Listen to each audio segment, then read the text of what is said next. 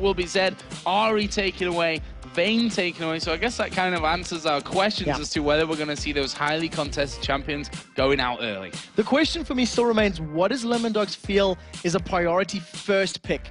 We know that they like to counter pick once they've seen champions being locked in as far as NukeDuck and Zoro are concerned. But I would definitely say the likes of a Sona and a Fiddle for your support, maybe first pick. Whether or not MYM feel either of those are ban-worthy, that's going to be the question now. Well, let's see. Lissandra taken out here. Obviously, NukeDuck has played that one as well as Zoro Zero as well. So Shen, that's another one removed. Don't want Kuban, don't want Makata even. He's the one that's really had that with Meet Your Makers. Played it a lot in the jungle as well as. So final ban here for Meet Your Makers coming down. Will they leave the likes of that Twisted Fate open? They're going to ban Elise first of all. Dexter has played a mean Elise. Let's not forget that one in the jungle. And talking about Dexter as well, Dexter and Makata also share a lot of junglers. Nautilus has been a fan for both of them. Jarvan has been a fan for both of them. So LemonDogs favoring the jungle pick, denying that from Makata, who has played it already twice this season, and also securing that one for Dexter. So let's have a look on the other side then. Meet Your Makers. And Kuban here, who's got the most animate eyebrows out of any player. I've noticed this over the weeks.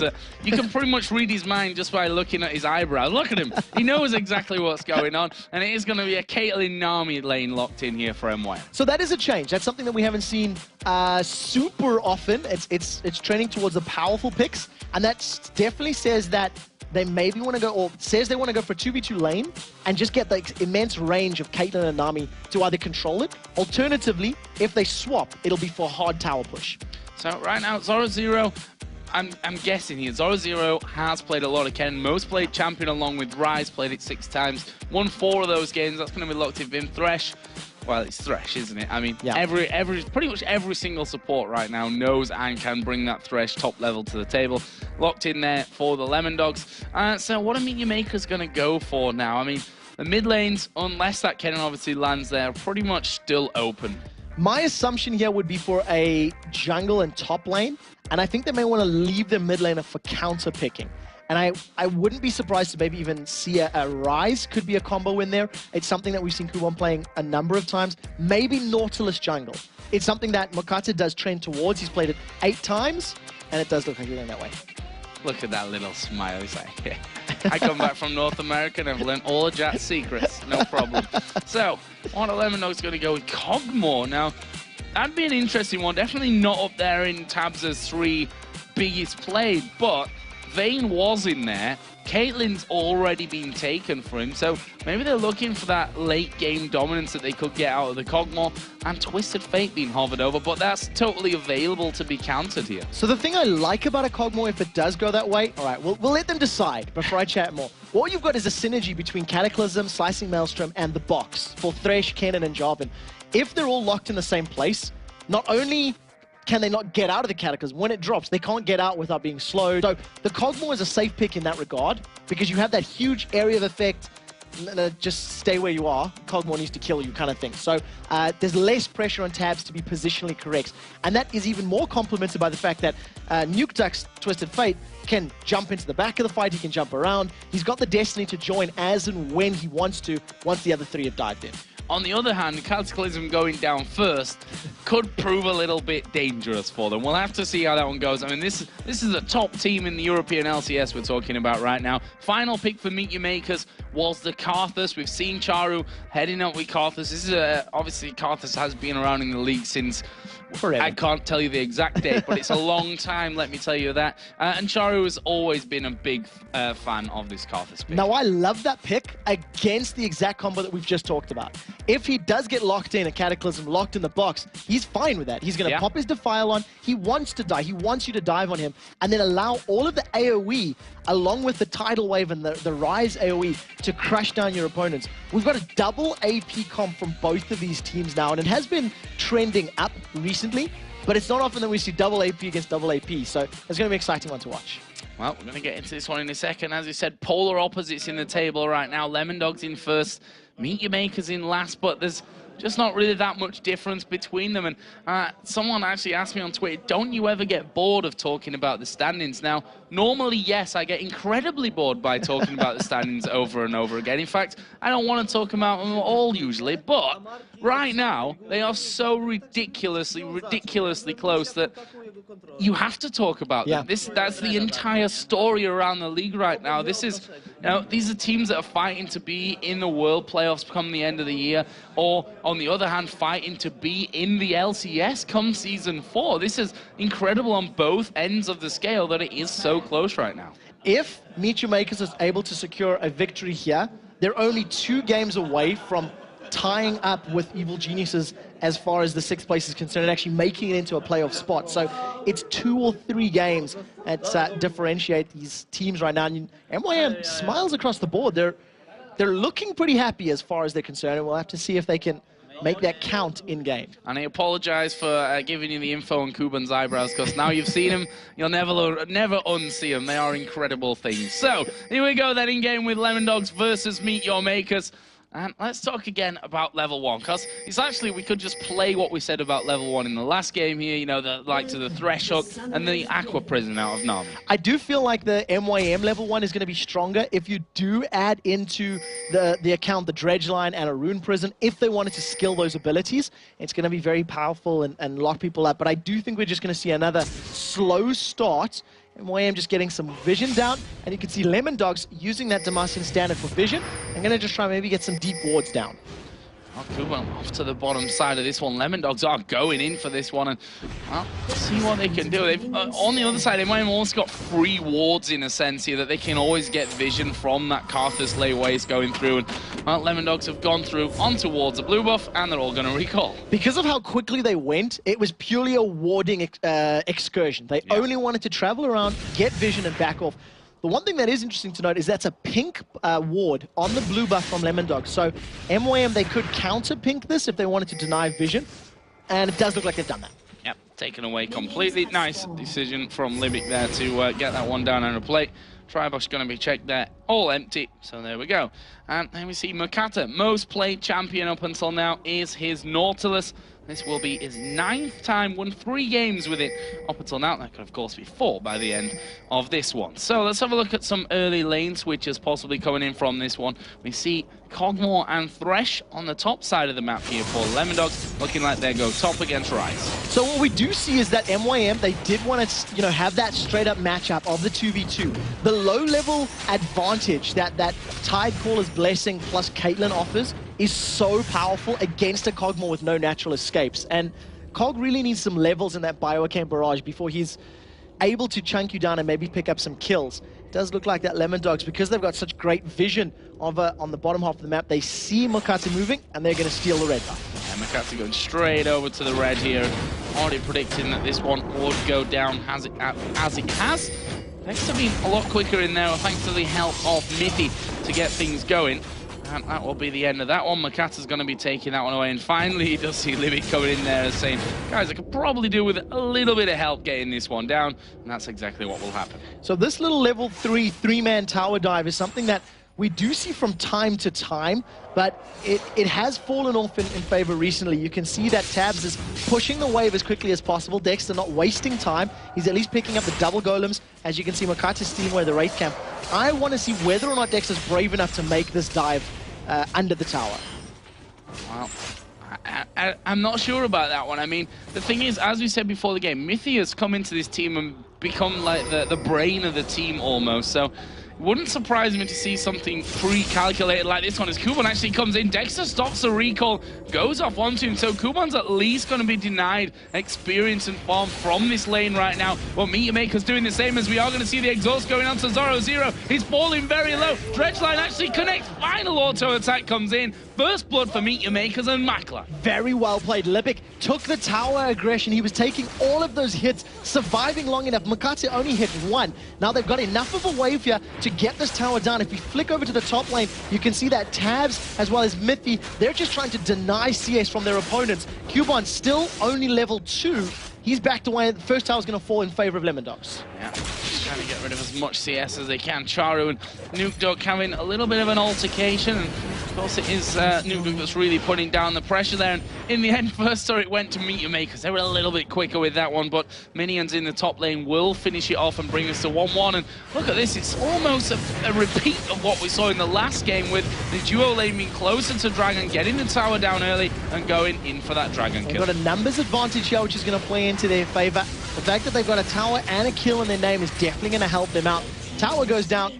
Even though Dexter's got you to put a ward down, he's just going to have to cry himself a river because it's gone, I'm afraid. Yeah. Numbers advantage. Got me confused there. I was thinking along the lines of, well, yep, there's only one Dragon. My mind works in interesting ways sometimes, let's put it that way.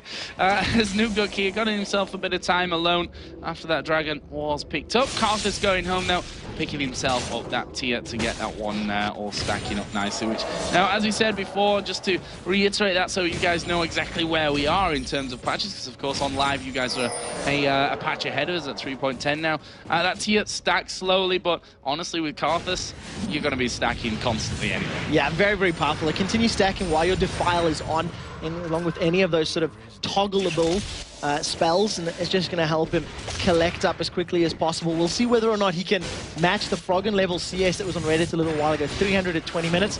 Currently he's falling behind, and Dex is going to look to interrupt that. If he gets a knock up here, Charu could be in trouble, but he does have a flash available. Here comes Dexter. And there is the flash straight away from Charu. Obviously got hovered over there as Libic actually going very low here. The bubble looks in, missing, flashing. Tabs is going to pick up a kill. Nice comeback here from LemonDogs. Makler trying to put down pressure there, but as Tabs dives off into the brush, there's a lot of minions as well. Can't go too aggressive on that.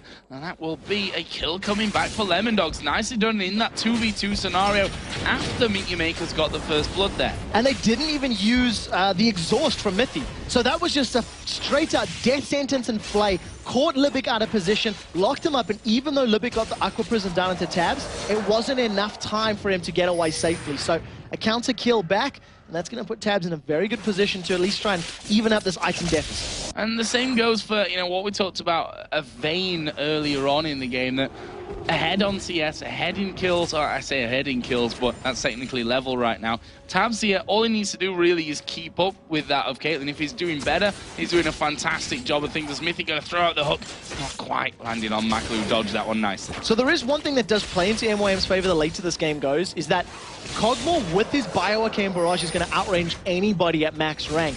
But while that's on cooldown, that is Makler and Libic's opportunity to strike. So the key is timing it correctly. Wait, survive the Bioarcane, back away, and then re-engage once it times out, and you've got that superior range advantage. So, mid lane here. Let's take a little bit of a look at that one. As once again, Charu actually forced to back away. I say forced to back away. He's actually pretty full HP right now, so he just wanted to get in there, get himself another Doran's Blade. Doran's Boots, of course. And Doran's Boot? Doran's Ring. So it's because he bought boots at the same time. Come on, leave me alone. Doran's Boots picked up by Charu. In 3.10, you can only buy one pair of boots. So I think that's maybe where your mind was, you know, thinking that way. We do see with that kill in advantage of LemonDogs, even though they're a Dragon down, they're only 400 gold behind. In general, they're a little bit ahead as far as CS, and that Twisted Fate passive is definitely playing into their favor. Remember, the loaded dice change has not come into effect in this game. So globally, everybody's getting that +2 gold. Still coming in from that, and Charu gets himself a blue buff as well. Dexter now on the invade once again. Of course, he did take that first red buff away from Makata. The question is here is whether, no, Dexter obviously going to get this one, whether he can actually get the one in the bottom side of his jungle as well before Makata realizes. And Makata's actually coming up here, so Dexter should have that safe. Yeah, it should be a safe one, and the reason for that is it's riskier for Makata to invade the red buff because of the dual lane being down there. Dexter, you know, with only a 1v1 or maybe even a 2v2 if the mid lane and top lane has come to play, it was a safer play or safer steal for him. Zoro has only got a ward in that tri-bush, and he's very overextended. He's feeling extremely confident, and as soon as I say that, he decides to back away, because that was very deep for that top laner. Oh, that's could be trouble here for Makler. Actually, will use his flash to get away there, and bubble lands onto Mithy, but he doesn't really care about that one. They'd already started to move away from him. Dexter is going to be getting that red buff from this one. Anthony will be feeling very much pleased with himself at this stage, and that's going to give him level 6, and of course a Cataclysm as well. We'll see if he brings that one into play here shortly. That was well played there by Mithy. He was hiding around the corner of the wall, just a little bit out of sight, and just that slightly awkward positioning meant that Makla did get hooked. Flash is not available for Charu, and with that Cataclysm available, if Dexter decides to go in to gank that mid lane, it could actually result in a kill for him. Okay, so actually did start to come up there to have a look, and Charu says, nope, gonna farm under my turret and head back towards my race and let Twisted Fate push out that lane because I do not want to get caught in that. Meteor Maker's also replying by bringing the AD carry and support up to this middle lane. Makla taking away all that farm there from under Charu's nose, which I'm sure not going to be super happy about, but at the end of the day, he's still getting the experience in there as well, and they may look to do something on the turret here right now. There's 4 men going to be there in a second for MYM. Problem is that LemonDogs are only 1 man behind. This is very similar to what we've seen Ultimate do in the previous game. Dragon is about to respawn, MYM stack up the numbers to try and put damage and focus onto a tower, and then they'll look to maybe roll around towards that Dragon. We'll see if the group is going to head down that way, as Cubon looks like he's coming down as well, so we can expect a fight there soon. Yeah, Meteor Makers, they want this one. We saw them getting it early, but will LemonDogs let this one go? That's the question that we're going to see from this. Pink ward's down. Makata just trundling on through the back side of the jungle here. They've got a pink ward in the tri-bush as well, so they can clear out on that front. I know there's at least 3 of them there, and you can see that LemonDogs actually edging their entire team down as well. So they're going to be a little bit careful. That's a lot of good damage onto Dexter, which makes his, Cataclysm attack or potential invades a lot less scary. But there is a Lantern available and a Flash, so you can see those EQ, Smite, Steal, Lantern, Escape combos coming in. As MYM, they're trying to set up a fight. They have pulled the Dragon, and it went for a little bit of a walk. Not quite landing. There's one thing that we also often underestimate from the Kog'Maw, the fact that he can get that vision at long range, throwing his ultimate down into that as well. So we'll see if that tends to play any kind of part into things. Right now, we're going to see a bit of a dance. So the Dragon Dance is on, and it looks like MYM are going to give a little bit of position away. This is something that happens all the time. The team on the red side tries to bait the blue team in, and all of a sudden they just apply damage to the tower. So LemonDogs shifting their focus, saying, well, if you get a Dragon, we get a tower. Towers don't respawn. Sorry, they're just zipping away on the top side, saying, nope, you're not going to catch me up.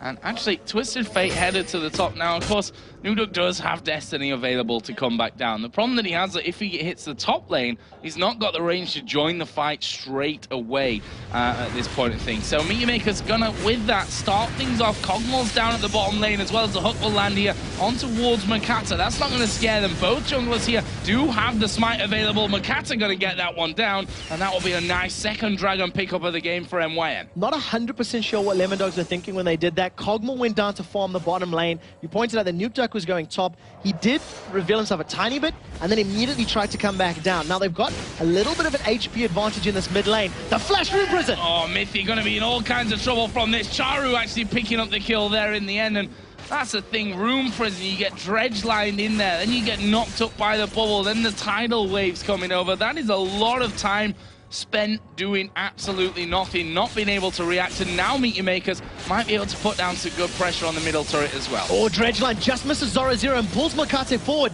Bubble doesn't land though. And the one thing that worked in MYM's favor is that they didn't hesitate. It's something that we've seen them do a lot of times in the past, that if they're even, they play passively. They do tend to sit on their back legs a little bit and just wait for things to happen. That definitely wasn't the case.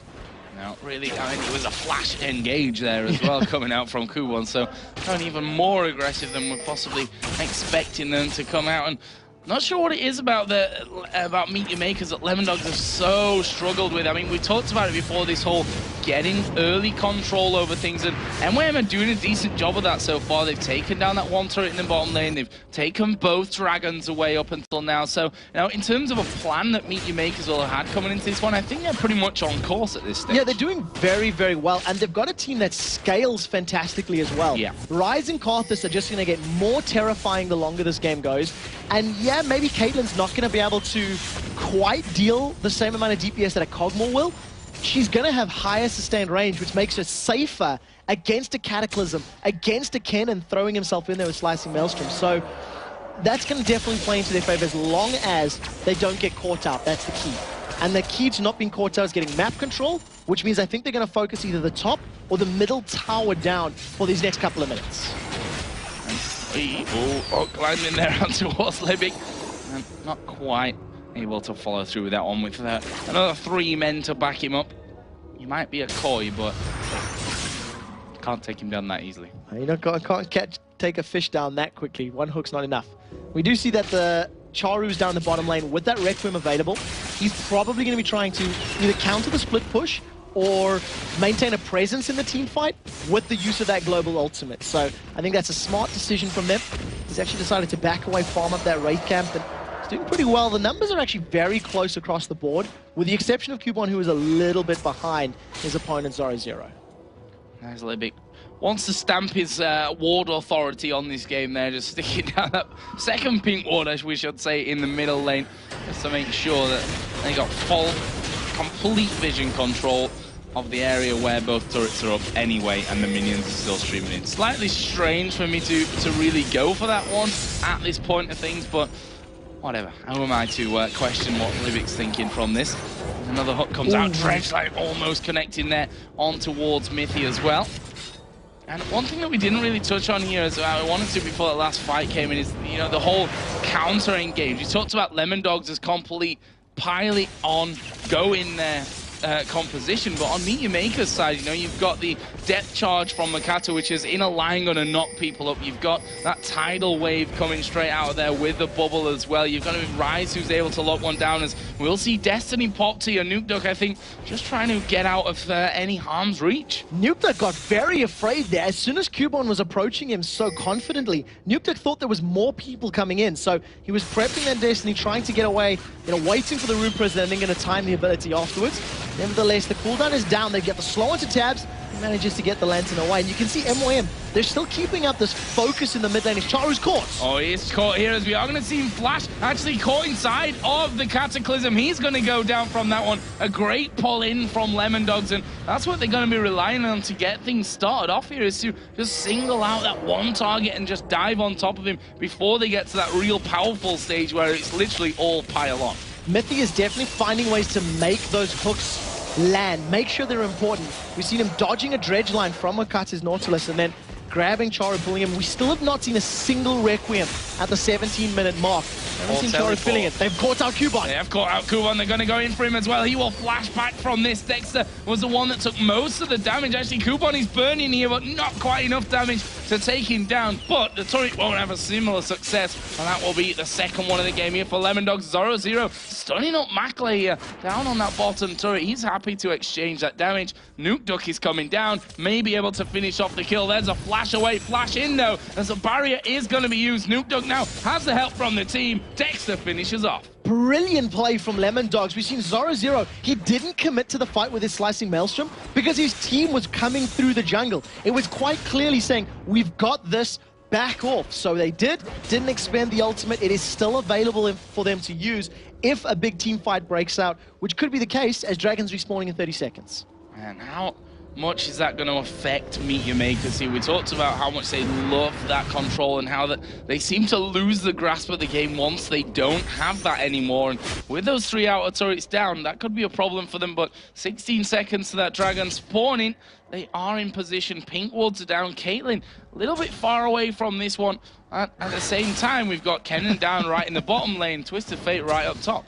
So the one thing that does play in their favor is that Charu on Karthus shreds single targets very, very quickly. Those little skittles that keep dropping deal a lot of damage. Dragon has just spawned and dropped it down to half already. Caitlyn is in range and Destiny is available for Nukeduck in a couple seconds time. We might see a steal from Dexter. Well, he tried to get in there, but Makata bang on the mark there with that smite as Mithy caught by the wall of pain, but they hook in Charu once again. Are they going to go for it? Yes, they are. Depth charge comes out. There's Cataclysm down. He will flash away as there is the Requiem. First time in the game that we've seen it come in, and Charu actually managing to get Dexter there right at the very end. That'll be a 1-for-1 plus the Dragon as well. MYM will be happy there. Yeah, overall trade that definitely trends in favor of MYM, just getting that additional gold. They also secure their blue buff on the way out, and because LemonDogs were dropped so low from that fight, they don't want to keep attacking in this mid lane, so they're able to defend the tower as well. It was a questionable engage, and MYM got caught. It was the second time Charu's been hooked there by Mithi. He really needs to be a little bit more aware of his positioning to avoid that from continuing to happen. Well, his first time Requiem, you can correct me if I'm wrong, I don't think we've seen a teleport now at all. Maybe one that was used earlier to get him back into the lane, but I don't even think that was the case. It's certainly not made that much of an impact with him as well, but he has in the past gone this way as well and just used it in that late game stage to be really making an impact, but we'll have to see if he can actually really do that with the Karthus. Yeah, and he did the exact same thing against LemonDogs when he was playing Syndra. He held onto his teleport. Now, admittedly, he was winning his lane against NukeDuck pretty convincingly, and he just didn't need it or didn't use it at all. I think he used it to move into lane once throughout the course of the game.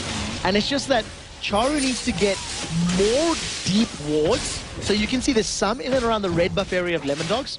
And if there is more vision on the LemonDogs side, that's when the opportunities to teleport in from behind, combo it with their solo laners, can work in their favor. There's that next red buff going down. Only the first one, and I say the first one really, that was of course Makato stealing away the red buff from the other side. It's the single one that they've managed to pick up in this game until this 20-minute mark that we've actually hit here.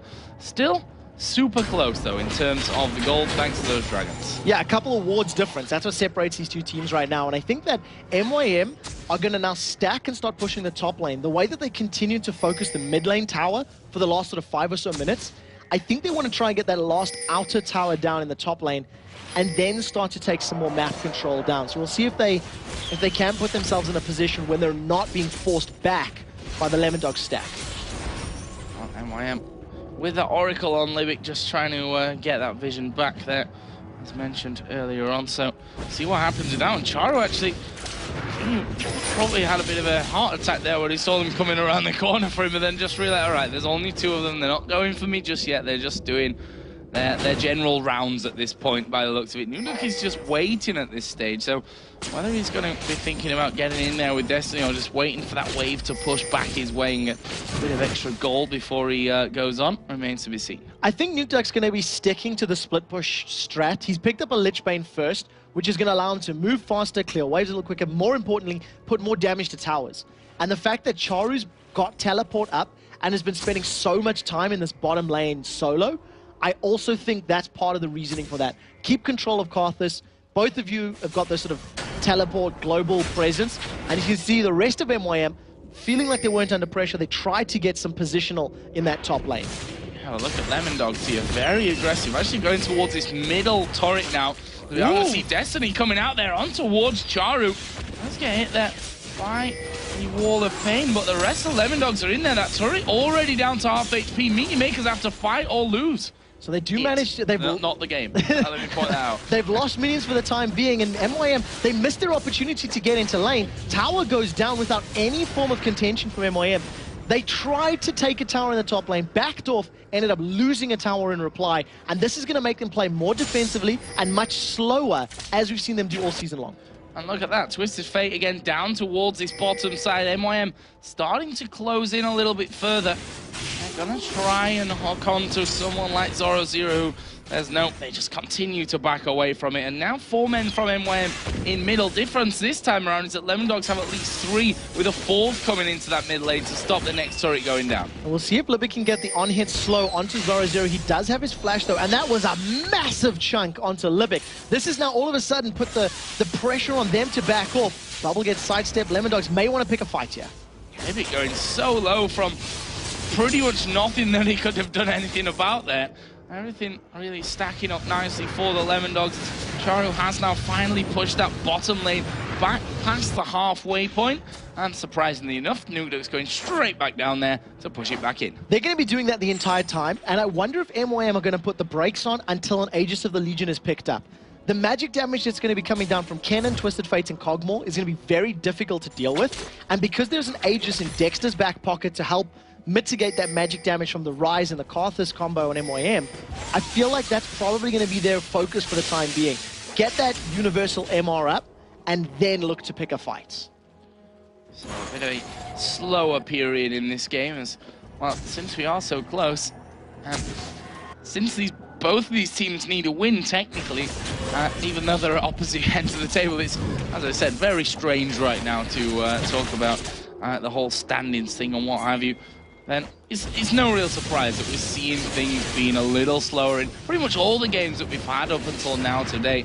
And we started off certainly very slow and then started to move forward a little quicker. We do have Dragon coming up here in just a little while, and MYM is actually not in position for this one this time around. Mithy was thinking about that. He's got an Oracle's on. He gets locked up in place, and here goes MYM. Yeah, taking a lot of damage through from that one, but look at this. Teleport actually is now coming down from Charu. Libic again takes a lot of damage, flashes away from Kog'Maw's ultimate, but LemonDogs not done with this one just yet. There is a Cataclysm coming in. Zoro off to the side, and there is the kill for Dexter. Wow, Requiem coming down here just to push them away. Actually, Thresh was very, very low. I didn't quite see where he was low from that one. Oh, he was actually back. He was actually back in spawn. He was actually back on the fountain there. So that's why I didn't see him. He'd already backed off and gone back to base. But either way, LemonDogs going to get themselves a dragon. So Crazy. that's definitely something LemonDogs will be happy about at the end of the day. Destiny gets used. Gold card catches Cubon. Yeah, going in onto him, but have they got the damage? Zoro coming around the side as well, but they've already got underneath the tower, but they may be able to have a tower away here. 25 minutes on the clock. I don't think we've seen a single slicing maelstrom from Kennen. That threat is ever present, and you can see MYM, they're afraid of it. A lot of damage has gone down onto the tower, and they don't want to pick a fight because Kennen can still just throw on that ultimate and shred through people's HP bars. Yeah, and the thing is, while Zoro's flash stays up as well, even if Cataclysm, you know, traps him away from getting that full-on combo down, could always flash in there and really make the big impact that he's going for. Also working himself up towards that Zhonya's Hourglass as well. Already got the Seeker's Arm Guard in there, as is Nukeduck as well on Twisted Fate. On the other side, Rod of Ages for both Ryze and Karthus, and a Void Staff now done for Charu. Yeah, so a little bit different in terms of build. We do tend to see those Void Staffs a little later on in the builds, but when you consider that you've got the magic resistance on Zoro, he's gone for that Abyssal Scepter. The Runic Bulwark is already completed for LemonDogs, so that aura is going to be there for everybody. I think that's a very intelligent pickup for Charu to give a nice big spike to his damage in this mid-game period. They're a little bit slower to get up to that Runic Bulwark, which both teams unsurprisingly going to have here, since we have double AP combo on both sides of things. Mithy right now, with the help of Dexter, just clearing out some wards. And it's interesting if you look at the minimap now and compare it to, say, 5 minutes ago, so how that's changed. As Nukeduck here taking a whole load of damage just from the lay waste there. Almost being taken out by Charu, who's going to back away. Got no Requiem to finish things off, but he's going to at least force Nukeduck to back. And very importantly, Charu realizes he can't chase a Lichbane Twisted Fate. The movement speed difference is too big, so once that Wall of Pain slow had worn off, Charu immediately backs away. That also makes Nukeduck very wary now. So the next time they're going to be split pushing 1v1, Nukeduck will be less inclined to pick a fight. LemonDogs, however, they've got a numbers advantage in the mid lane, and they might get a couple of auto attacks on the tower before falling back. Yeah, look at that. That's a decision-making again coming out for LemonDogs. You see Charu and Cubon in that top lane there, and they say, well, they're up there. Let's move back from this one. No teleport on. Zoro has got minions with him in his bottom lane, and he's not quite going to be able to take it down, but doing decent damage to it. And that inner turret down there is definitely not healthy. LemonDogs pinging it. They're going to go for it. LemonDogs have got the full 5-man team in this bottom lane. If a hook lands, you could expect him to tower dive. They've got a lot of good damage that can go down. You see them backing away. It's actually MYM that commits. Yeah, Charu going in there, and look at that Cataclysm holding him in place. We do see Requiem coming out. That'll get a kill on towards Nukeduck, but the rest of the team able to walk off. You're 1-for-1, both mid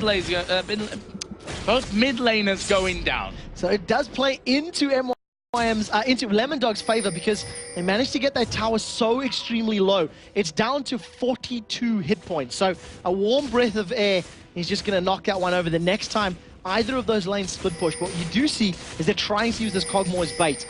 Dexter and Mithy hanging around the side. If the death sentence lands, someone's going to be in trouble. If they step up for just a second, there's no vision for LemonDogs there. So if you manage to back away, that's a tiny bit late. Yeah, a little bit.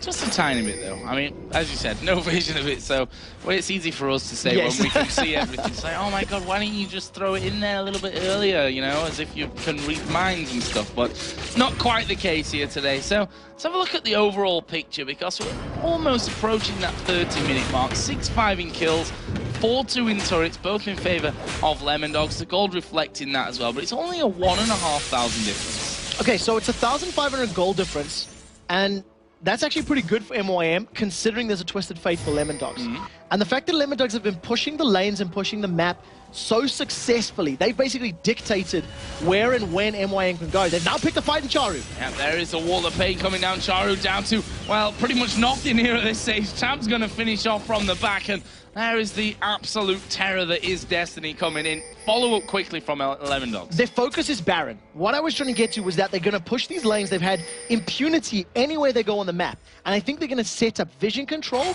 and then try to contest Baron. They've got Libic. Oh, Libic hooked in. The Flay actually flashed away from there, but Slicing Maelstrom comes down. He's caught in the bubble, but the damage coming in there. Can they finish him off? Great Tidal Wave comes out, and they've up till now been able to walk from this. There's a stun though on Makata. He puts down his ultimate as well. And there's a blast from behind from Kog'Maw of Libic. And Makata somehow walk away, but they're walking away from the Baron, and that could be the telltale sign. And they managed to land the Cataclysm. Insta-flash from Kuban as he gets away, but the flash is now down. So that tells him for the next couple minutes, if Dexter wants to slam dunk again, the opportunity is there. Rinse and repeat. LemonDogs will set up wards, clear the vision, and do that again in the next couple of minutes. So, wards down. Have we seen any? Oh, we have seen a couple of items coming out here. Phantom Dance with Infinity Edge is now done for Makla's Caitlyn. On the other side, Blade of the Ruin King, plus what is now a Phantom Dancer as well. And needs to see Large Rod added in for Zoro Zero's Karen. So he's so very close to what could be an all-important Zhonya's Hourglass. The biggest thing that separates these two AD carries is the lifesteal. Makla's only running 4% from his runes and masteries, and he's got no itemization as far as lifesteal is concerned. Whereas Kog'Maw has got 21%. So if any of these fights get drawn out or extended, it's going to be Tabs that's in the power position because he'll sustain through some of that damage as long as Kuban and Charu are not directly on top of him, bursting him down. And they've caught Makate. They got the hook, but is that the target they want? Dexter actually going in there, and he's going to have to get out of this one. Uses the lantern for the quick escape. Not quite what they were expecting there, LemonDogs, I think, when they threw that thresh hook down. Yeah, a little bit of miscommunication. You could see that once Mithy landed, he backed away, and Dexter thought, hey, that's great, I'll go in. Realized he didn't have Cataclysm and needed to back off. MYM are shredding the Dragon down quickly. Gets stolen by Living Artillery. Yeah, brilliantly done there. And are they going to be able to follow in? Mithy caught. He puts a box down to stop me. Yamakers pushing through from that one. LemonDogs, looks like they want to go straight towards this middle lane now. So they're going to be able to make this one work for them if they do. However, Dexter's not with them, so they'll back off. That was 180 damage from Living Artillery. That beat out Makate's Smite. Brilliant play from Tabs, and that just gives them this confidence boost and this psychological edge in their matchup. Yeah, and Tabs is, I mean, knowing his personality, he's a player that when he gets into that confident mood, that's when he's at his most dangerous as a player, and especially as a champion like Kog'Maw, who's only getting stronger and stronger and stronger as things go along in this one. So we'll see how this next encounter all works out, but you know, for the sake of where we are, over half an hour into the game, the goal is still really, really close. If you took Twisted Fate's passive out of that one, they'd probably be right bang even now. Yeah, it definitely would have dropped it down probably 1,500 or so if my math isn't too terrible. And the thing that is playing against MYM, they're not really playing the map. They're playing their opponent's champions, and they're waiting for the engages, they're waiting for spells to be down, and then they're picking fights. LemonDogs, on the other hand, they're just continually applying pressure on every single lane. We've seen solo laners pushing bottom, pushing top. They've been warding. They've used Baron as bait.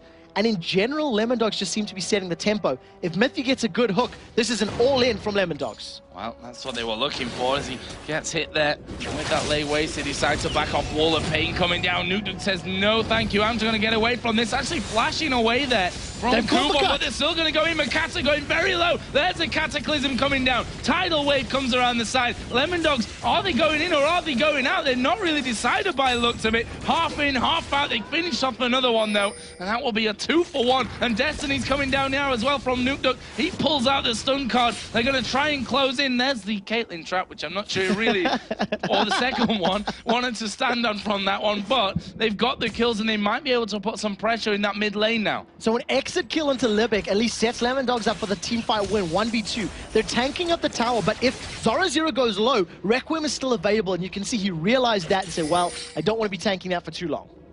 Good decision, I think, overall. And that was a strange little fight there from LemonDogs. Half in there, half out, not really wanting to go down, and especially since that Zhonya's is up from 0-0, expected a little bit more aggression.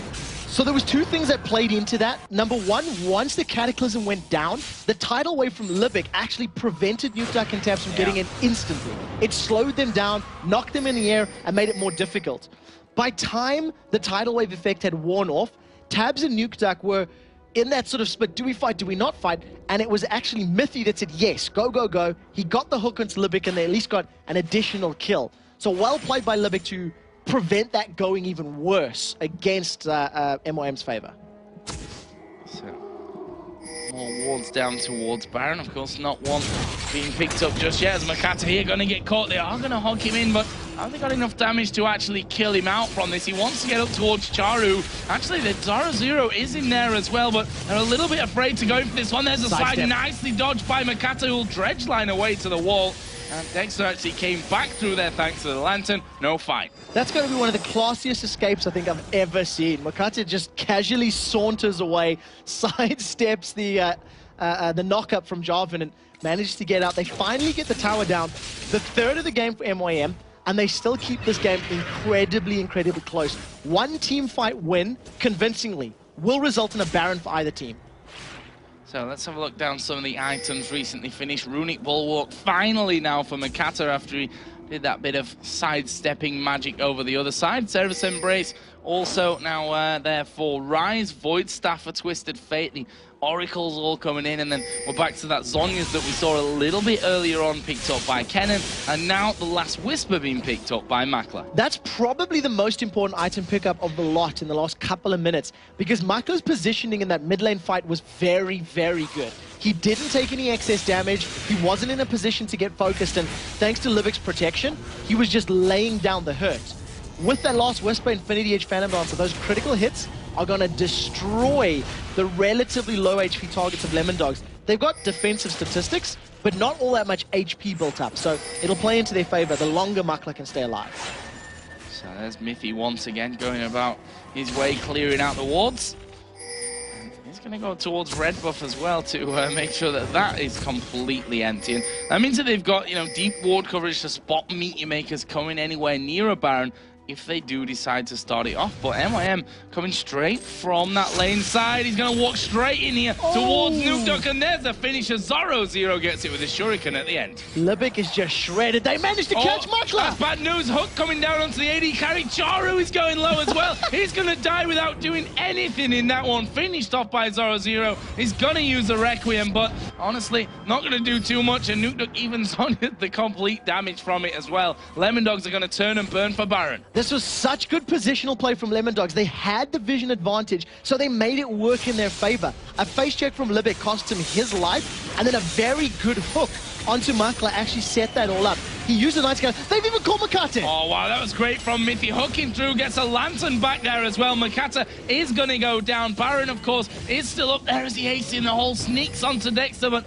didn't have enough damage here. And right now, Meteor Makers with two men around Baron are holding onto that position and stopping the LemonDogs from really doing it as they restart Baron. So we do see that MYM are trying to challenge. Mythy's going to see if he can land a hook. They've caught Makla out. He does get a kill before going down, though. Yeah, that's a 1-for-1. I wonder how LemonDogs are going to do with this one. Now, are they going to go back for Baron? No. They're all a little bit too low for Lycan as they go back for Kuban. He's going to face check straight in there. Exhausted down. He's going to get finished off here finally as a tidal wave comes in as well. That will slow them down going home, but they will be able to escape that one. And crazy stuff here around the Baron, kill for kill almost. Important thing for MYM was they didn't allow LemonDogs that Baron. Yes, that's the most important thing. They denied the Baron, but they did give away 2 or 3 more kills that they should not have done so. This is one thing that you cannot be doing in this matchup, is face checking at this level of the game, especially against a Thresh who has just hit so many crucial hooks. I would go so far as to say I don't think Mythy's missed more than 1 or 2 hooks this entire game. When he's needed to land it, he has, and it's basically playing into their favor. Kog'Maw's 6-0-7. That's scary thing. That's scary. That's a very, very scary thing here for Meteor Makers. I mean, how are they going to stop that with the protection that he's going to have coming in? I mean, we've got both AP champions there. The Kennen and the Twisted Fate now have got That's Zonya's Hourglass in there. The Void Staff's now being added in as well for NukeDuck a little bit earlier on. Kennan's got another needlessly large rod along with that Abyssal Scepter, along with the Haunting guys from earlier on. So it's going to be hard for them to stop Tabs, and, well, you see it in his scoreline, they've not been able to do it yet. Yeah, one of the things I also want to highlight about NukeDuck's build that's really playing into his favor is he's picked up those alacrity enhancements on his boots. So not only has he got the movement speed from the Lich Bane, he's even running quicker thanks to that enhancement, which just allows him to stay out of range of the Wall of Pain, stay out of range of the relatively short-range Rise, and just keep himself at a safe position, continually throwing gold cards down and wild cards. Right now, LemonDogs realizing they no longer need the bait of Baron to win team fights. They're just going to man-mode it up down this mid lane. Well, or not. Half man mode. We'll go with that one from there. I say, get halfway and like, nah, you know what, guys? Not feeling too comfortable with that one because the bottom lane right now is being pushed out somewhat. So we should probably think about getting rid of that. On the other hand, Baron's up and MYM are in the middle of the map, so they've got to make the right decision here. Yeah, I definitely think the bottom lane's probably what made them say, okay, we want to do this. Ah, damn it, like we've got to deal with this bottom lane because it was a massive wave. So they sent NukeDuck, who can respond quickly. He's got the quickest movement speed out of the whole team thus far, and he's going to be able to get in there quickly. Destiny is available. He's thrown it down so they can see MYM. MYM wisely back away. Look for Mythic to land a hook. That will be their go signal. Michael actually keeping the Baron tagged up there and took a lot of damage for his thanks from that one. And LemonDogs trying to keep MYM around Baron, but at the same time, NukeDuck is pushing through. He doesn't have Destiny, Charu's teleporting mid. So Charu just teleported. He's got home guard boots on. He's coming in behind Kog'Maw. And there we go. Ultimate coming in. And look at LemonDogs. They're having to run towards MYM's base as a tidal wave comes around. There's a 3-man cataclysm coming in as Charu is now very low. He's going to be finished off as Limit goes down. Zoro going to be using the Zonyas. He will die as the Requiem comes down. NukeDuck managing to Zonyas the entire damage from that one. But they're completely outpositioned here. Ace in the hole goes through. NukeDuck takes that one and MYM's have defended it. So well played by MYM. They used the teleport probably for the first effective time this game. Charu using that home guard movement speed boost to come in behind. They got a 2-for-2 trade, but they did lose the inhibitor turret. So good play from NukeDuck to get enough damage down to take that out. And it just means that if LemonDogs make the same play again, it'll be an inhibitor that gets down, taken down for them. So we go back to a more passive, let's get everything out of the jungle, see what we can buy up for the next time that we're going to dance around by that Baron. And we see a Rabadon's Death Cap for Kennen, Spirit of the Spectral Wraith as well for Rise. Now that is a massive pickup. Cubon's Rise, he's got his Spirit Visage completed, Magic Resist plus bonus from regenerative effects. You've then got the Spirit of the Spectral Wraith, which is going to give him Spell Vamp. On top of the Spell Vamp he gains from his ultimate, which means as long as he's continually casting spells, he's going to be practically unkillable in these team fights. So that means the onus is on Cubon to be in a good position to make these fights work for MYM. Position, it certainly is going to be a massive thing coming in. And is Baron going to get started off? Yes, it is. Tab starts hammering away on that one.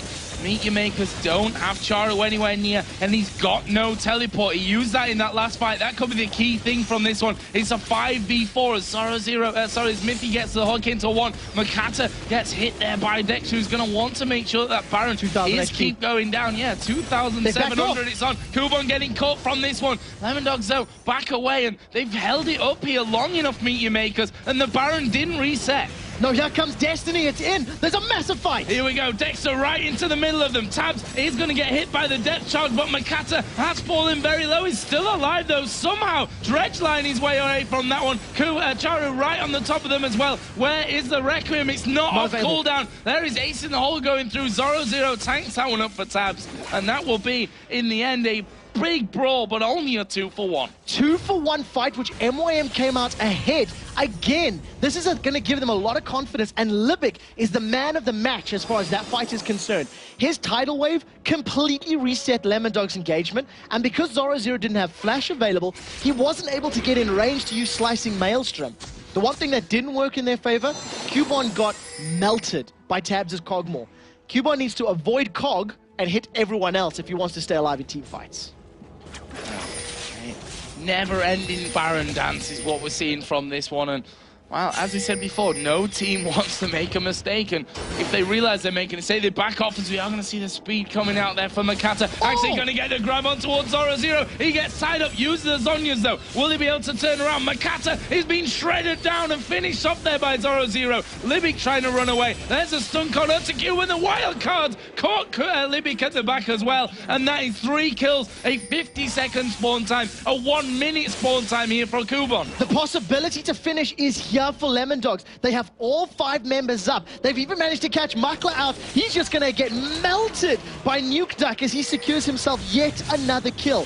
Inhibitor is down, and the pressure is on Charu to somehow defend. Can he survive? No, he can't. He's going down from this one. Double kill actually coming out from Nuke Duck in the end. The Requiem will fall, but there's the Zhonya's. He will avoid all that damage coming in, and LemonDogs are going to push off. 20 seconds for Makata and Libic to come back into the game, but they're not going to get into this one quick enough, and the LemonDogs are finally going to beat their MYM curse, win this game, and bring it back to 2-1, and more importantly, stay top of the league. For the first time this split, they secure that victory. They advance themselves into first place, holding on to that lead with now a little bit of a buffer. They've got 1 extra game between themselves and second place. And Tabs, 6-0-14 Cogmore, we were unsure about the pick. It was someone we haven't seen too much of, and wow, did he make it work. And they look almost as if they've lost from this one. That's the concentration on LemonDogs right now. They know that a win here against Meet Your Makers in the grand scheme of things helps, but it's not the be-all and end-all, and that they've got to stay focused. At the end of the day, we've got a long day not only today, it's a long weekend with 12 games overall, so there's still work to be done for the LemonDogs, but as you said, that gives them that buffer now at the top. The question is, how will everyone else react to this play? Seeing that Cogmore, seeing the decision-making, and honestly, seeing Miffy land those hooks time and time and time again. He stood up at the end, and you could just see the focus on his face. Happy with the game, and they played well. They deserved that victory. The decision-making was good. Their team fighting was good. But it was really, really close as well. I mean, if we look to that Baron was pretty much 20 minutes of the game there. That dance around Baron, the back and forth, the repositioning that really brought about. It was such a close thing where it was 2 kills here, then okay, we're gonna re-engage. Oh, we've just lost 2, so let's get away. And then they all backed off, and then they came back in. We saw Charu using his teleport to come around the back and secure a couple of kills, which they couldn't then push with, and they couldn't take Baron with, so it went back to square one, and that's how it went for a lot of that. We needed those plays earlier from Meet Your Makers. We needed the teleports coming in to get behind their opponents, to actually get into a position to challenge the LemonDogs more frequently, because they were responding and reacting to LemonDogs' moves as opposed to making plays and putting themselves in a position to take objectives themselves. It took them, what, 37 minutes to get all 3 outer towers down? They really wanted it. They kept saying, hey, we want your mid tower, we want your top tower. And they just couldn't find a way to do it without running the risk of losing their own towers in reply. So where does that leave Meet Your Makers now? I mean, this wasn't a one-sided rollover victory. This was a close game where I think Meet Your Makers can definitely take a lot of positives. Probably themselves especially going to take a lot of negatives from it as well and look to build on that in the future. But time's running out for them now. They're 8-13, which will put them tied with SK Gaming, who are also 8-13 at the bottom of the table there. The direct opposites, LemonDogs, who are now 13-8. And LemonDogs have got a 2-game buffer over second place, thankfully.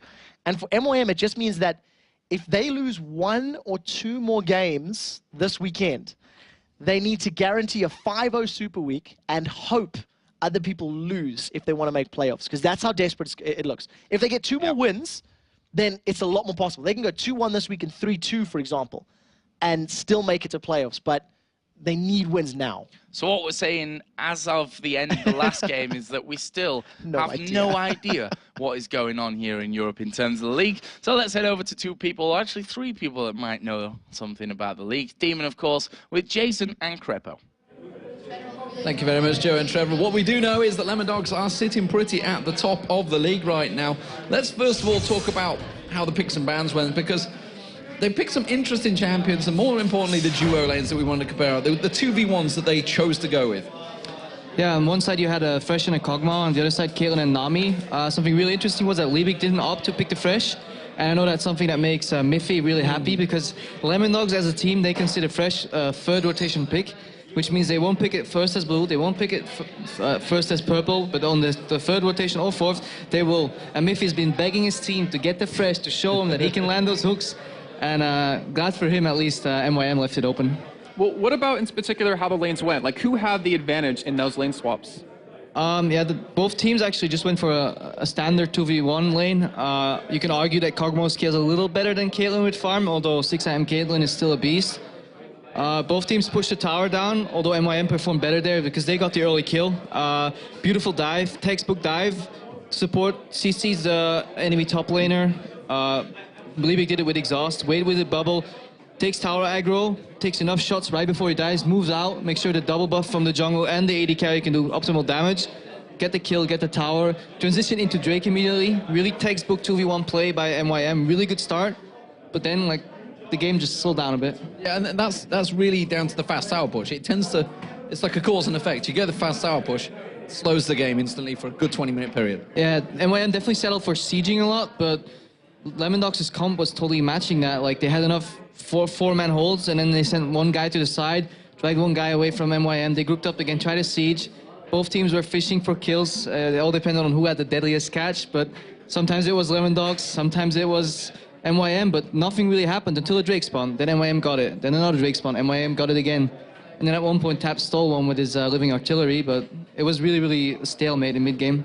And how do compositions work for both these teams? Because obviously we had different lineups. Who had the strong composition, you know, early game, mid game, team fight? How did it go? I think both teams had a lot of catch. One side you have Fresh Hook, then you have Nautilus. I mean, both teams could win a team fight. It all depends who catches who. And at the start, it was whoever catches wins out. But in late game, whoever like caught somebody actually got turned around. You saw it like catch one, but no, there's Carters, comes a wall in your face, defiles.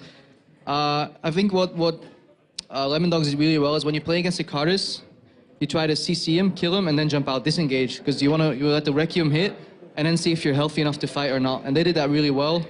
Especially late game, they played it really well. They caught, disengaged, caught another one again, and then the final push, they just caught 3 people in rapid succession, and they pushed it home. And it seemed to me that when Charu was getting caught, the rest of the team need to turn on to and help him out, basically, effectively get in there, or you just leave him. How do you guys stand with that? Yeah, either you like decide Cartus is a lost cause, let him die and hopefully go 1-for-1 with Requiem. I think a few occasions MYM could have like actually turned around. Like when Cartus gets caught, if he can get a wall up right before he dies, does a few lay wastes and then challenges Requiem when he's dead, and your team is constantly hitting on the guys running away that are trying to disengage, you can still win the team fights. It's split judgment calls. I think both teams did some things well, other stuff not as well, but I like the control LemonDogs had in his entire game. For the majority of mid to late game, they control the pace of the game. And while we're watching that, we're like, you said, is this like watching an EG game? I wondered. I mean, the Baron fight, it's something we've seen so often. It's like, it's an objective that something you can't afford to let go, but it's also an objective that sometimes you just lose a game fighting over it. Yeah, it's whenever you watch it from outside, you're like, oh, that guy's face checking. Why would he do that? Yeah. Then again, why wouldn't he do that? He risked his life, possibly going 1-for-1. Otherwise, letting a team with no HP do a Baron, it's all split judgment calls right there. And there, a team in form, a confident team will handle that way better than a panicking team. Although I think both teams handled it pretty well. Like they went in, okay, they face checked the brush, but for example, Kubon at one point face checked the brush. He died for it, but he knew they weren't doing Baron. He stalled it long enough so they knew like they wouldn't finish Baron even if he died, and he still went 1-for-1, for example. I think both teams played the Baron dance well, but it was one in catching outside of Baron. And one thing I always like to look at is just the late game of both teams. In particular, Meechmakers, you had Ryze, you had Karthus, you had Caitlyn, and of course on the other side you had Kog'Maw. How do the late games or the team compositions go in terms of if this game lasted 10 minutes longer, 15 minutes? Because it's really kind of tricky in my head. If you find yourself in between a Ryze, Karthus, and a Caitlyn, you're dead. But what they had was a cannon. Well, if he is inside of them, he wants to be there. Jarvan as well is gonna combo in, Cataclysm flash out, or flash in, Cataclysm combo out. He's basically going to lock them up and jump out. TF as well stays at max range unless he wants to Messiah in with the ultimate and then instant Zhonya's. Same with Kog'Maw. He's not going to get anywhere near. If you get near MYM's lineup, you're going to drop, but LemonDogs played the range combo really well, and they just used max range abilities, killed the Carters, disengaged, waited for the next one, And then when everything was almost done, there was Miffy with another hook. And then he pulled in somebody with the lantern. So they played it really well. And what do you make of LemonDogs now? Top of the league, 2 games clear effectively now. If you would have asked me at the start of the season, I would have probably questioned it, LemonDogs first place. But they play really solid. Especially like Zoro Zero is a really solid top laner.